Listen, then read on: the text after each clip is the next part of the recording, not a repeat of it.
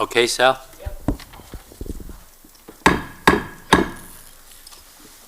This meeting of the Zoning Board of Adjustment of the Township of Union is being held pursuant to the Open Public Meeting Law, C-231 Laws of New Jersey, dated 1975. Notice of this meeting was advertised in the local Source and/or the Star Ledger, the two newspapers of record, and notice has been posted on the bulletin board in the municipal building adjacent to the municipal clerk's office.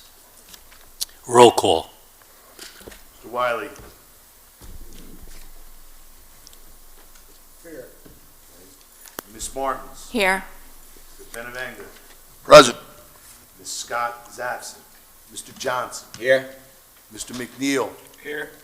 Mr. Graves. Present. Ms. Ricketts is absent. And Mr. Champion. Here. There being a quorum present, this meeting is now declared open. At this time, are there any communications? There are no communications. Hearing none. Our first order of business this evening is calendar number 3440, 410 Chestnut Street, LLC, Block 2606, Lot 37. Applicant wish to add second story mezzanine area. We're going to carry this for resolution of approval.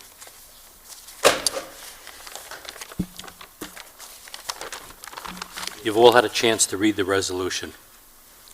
Are there any board members who would like to comment, make changes or modification to this resolution as it is written? Hearing none, may I have a motion and a second for the adoption of the resolution? Mr. Chairman, I move that the board grant the variance applicable to this application and that council is directed to prepare a resolution consistent with the board's decision. I'm sorry, I move that this board adopt the resolution as written and accurately memorializing the previous finding of this board. Second motion. Roll call. Mr. Wiley. Yes. Ms. Martins. Yes. Benavenga. Yes. Johnson. Yes. Mr. Graves. Yes. And Mr. Champion. Yes. Our next order of business is calendar number 3442, RD Management, LLC, located at 2395 Springfield Avenue, Block 4607, Lot 2. Applicant wishes to convert manager's office and 12 storage units into two-bedroom apartments. Counselor, would you like to begin? Yes, good evening, Chairman and board members.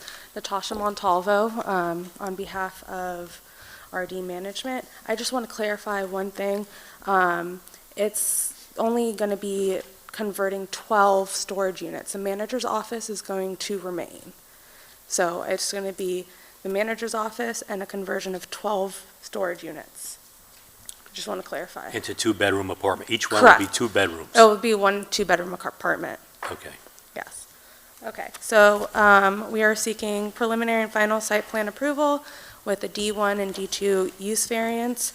The property is located in the commercial corridor zone, which does not permit residential uses, but we're seeking one of those variances. As I stated, the applicant proposes to convert 12 units into a 2-bedroom apartment, which would be occupied by the manager. It would be a live-in manager unit. The self-storage facility, the hours will remain the same, 7 a.m. to 7 p.m. No, it's not going to be extended hours. It's going to operate as normal, and that is a summary of what we're seeking. I have our professional planner, Nick Graviano, who's going to go over the building layout, operational testimony, and the justification for the variances. Mr. Graviano is your only witness this evening? Correct. Okay. Good evening, Mr. Graviano. Can I ask you to swear or affirm that the testimony you can provide this evening is the truth and the whole truth? I do. And just for the record, state and spell your name with your affiliation. Yes, Nicholas with an H, Graviano, G-R-A-V as in Victor, I-A-N-O. I am a planner and partner with Graviano and Gillis Architects and Planners with a business address of 101 Crawford's Corner Road in Holmdel, New Jersey. And any changes in your credentials from the last time you were certified before this board as an expert planner? No, sir. The board will accept your credentials. Thank you. Always a pleasure being here. So As you heard in the intro, the applicant is requesting board approval tonight to convert 12 storage units to a live-in manager's quarters. This quarters will solely be used by the manager. The facility will not be open for living accommodations for someone who is not employed by the applicant. The applicant is proposing a two-bedroom apartment. As you can see here, it's an open living room, dining, kitchen area with 2 bedrooms and 2 bathrooms for the dwelling unit. The apartment will be located on the second floor in the corner of the building, which faces the main entry and off-street parking area. This will be a unit that will conform to all applicable building code requirements, will be fully sprinklered, and it will have access to 2 different means of egress. The applicant is requesting both D1 and D2 variance relief with this application. I would like to note that since this apartment is an accessory use to the self-storage unit, I would classify this solely as a D2 because it's part of the self-storage facility. However, we will put on the proofs for the D1 use variance as well. The applicant's reasoning for this dwelling unit is multifaceted. First, the applicant, in an era where most on-site security is done via remote cameras and alternate facilities, the applicant would like to go above and beyond and provide a presence on site. The applicant is using 12 units, losing 12 units as well as fitting out this apartment, showing a true dedication to providing a safe situation on site. Additionally, it serves as an employee benefit to retain employees that are committed to the operation of this facility and will be on site as much as possible. And lastly, given this site's remote location in the corner of the Home Depot parking lot, the applicant would like an on-site presence to prevent any dumping that may occur on the applicant's grounds. So that is the reasoning for the dwelling unit which is being proposed before you this evening.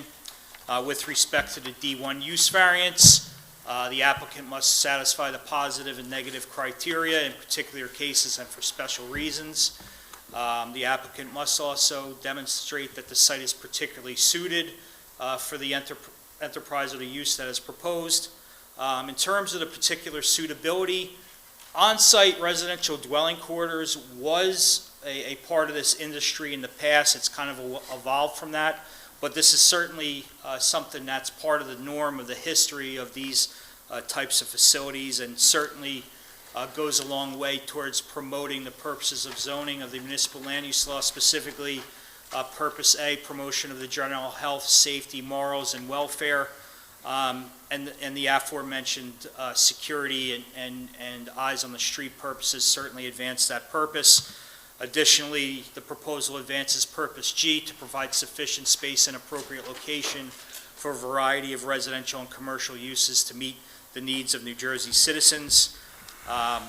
This site is located in the CC zone, which does not permit self-storage facilities. However, this facility does exist, and this is certainly an improvement to the site.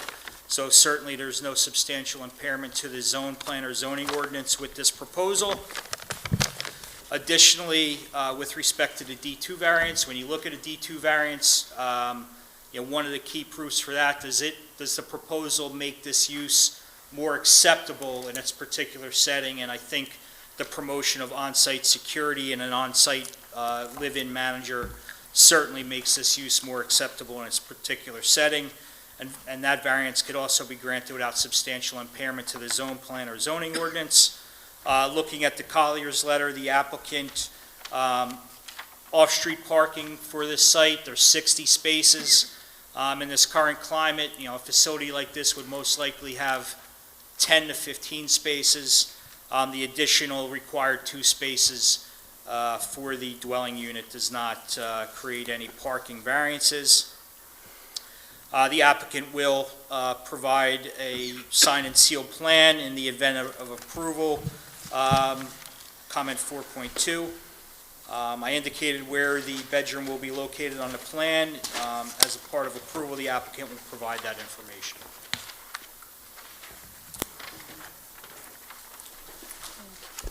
I would also like just to add that the applicant does have 5 different storage facilities in the New Jersey, New York area, and their Clifton location does also have a live-in manager, and security has been amazing that somebody is actually there.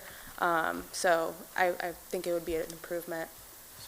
And we have reviewed the fire comments, and the applicant is willing to comply with all building codes to make sure that it is up to code for residential units. At this time, are there any board members that would like to question Mr. Graviano's testimony? Yeah, I do. I have a question that's going directly to the concerns of the fire department. Is there any restrictions currently in existence that prohibits the storage of any combustible materials? Yes. Yes, that is provided for in the applicant's leasing contract to the users of the facility. Additionally, having an on-site manager goes a long way towards enforcing, the do's and don'ts of the facility. As I stated in previous testimony, on-site living quarters for self-storage facilities is a common scenario, across the country. The applicant will be bound to provide all adequate fire separation for the dwelling unit, and the facility is sprinklered. So this is certainly not an unusual situation. I do understand the fire review's concerns, but I think the adequate way to address this is through the construction documents at the building department, which will provide the necessary safety mechanisms in the design of the unit to make sure this functions safely. And the building's fully sprinkled as well, and the residential unit will also be as well. And that's notable, but the question is still, if you're gonna fit out this second floor area, there's storage areas below that right now. Is there any validation process where, the on-site manager, as you will, validates that there's no combustible materials that's stored on that first level, so that, the person is upstairs, although it's sprinkled up there, the area below him is not? No, the building is So the fully entire- sprinkled. Yeah, It's currently fully correct. Currently, the first floor and the second floor addition would be Okay, completely sprinkled, but the whole building right now, as is sprinklered. okay. And going back to the gallons, it's in he currently has leases in place that it is also not legal. I don't think it's legal to store gallons like that, gasoline, We know and stuff like that may well, not be legal, but yes, but in their lease, they people don't do things. they don't allow the storage of gasoline, motorcycles, anything that is flammable like that. No liquids. Yeah, as I stated, on-site residential quarters in a self-storage building is a very common scenario. Are there any other board members that would like to question the testimony the witness has provided? I note for the record, Mr. Chairman, I marked A1, the application as it was submitted, and I marked A2, the site plan of the architect, so that's part of the record. I do note, too, the acknowledgement, I had communications with Mr. Hale's office, and there was a written, it wasn't a communication to the board, but I will note it for the record, Mr. Graviano testified about it, that the fire comments, because there are fire department comments in your packet, and council mentioned it as well, are going to be fully accommodated. So that's important to note, because they were stringent, and rightfully so, for the reasons of the questions that are being exchanged. But it will be addressed and should satisfy the fire department's concerns. Any other board members would like to comment on the application? Hearing none, are there any members of the public that would like to question the testimony Mr. Graviano has given? Or comment? Counselor, is the applicant, The applicant is available if you guys have any questions for him, but we didn't think it was necessary. do any board members want to question the applicant? Hearing none. Are there any members of the public that would like to question the applicant? Have to ask it. Hearing none, are there any members of the public that would like to comment on this application?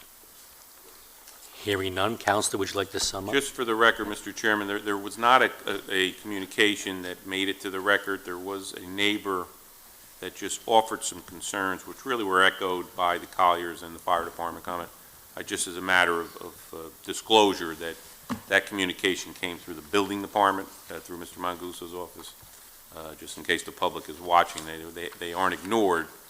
They were subsumed in Colliers in the fire department comments. So I think the main concern was for fire and safety and concerns that exist for the site. So I just wanted to make that point for the record, since it wasn't in the board's packet, but it was.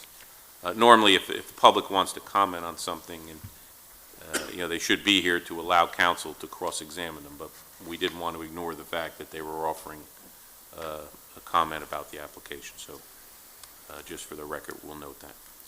Are there any board members that would like to hear the comment from the neighbor? Hearing none, Counselor, would you want to sum up? Yeah, again, we're seeking preliminary and final site plan approval with the D1 and D2 variances for converting 12 units to a 2-bedroom apartment from live-in manager. I hope this testimony that was given today brings an affirmative vote, and I thank you guys for your time. All right, at this time, I believe we can conference this. Mr. Bentavegna, would you like to begin? Yes, thank you, Mr. Chairman. Based on the testimony tonight, I think the variance was justified, and I'll be voting yes. Mr. Johnson? Again, based on the testimony tonight, I also agree with the application. I think it's a good application for this use, and I will be voting yes. Ms. Martins? Thank you, Mr. Chairman. This is a clean, straightforward application, so I will be voting yes. Mr. McNeil? Based on the testimony and the assurance that the architectural and engineering plans will meet the approval of the fire department, I too will be voting yes. Mr. Graves? The building's far setback from the street in the commercial zone, I feel has no negative impact on the community, and I'm supportive of the manager having an apartment in the building. And Mr. Wiley? Yes, Mr. Chairman, I agree with my colleagues, and I'm going to vote yes as well. As for myself, I feel the applicant has met the criteria to justify the variances which he has requested. Therefore, I too will vote yes for this application. May I have a motion and a second to grant the application?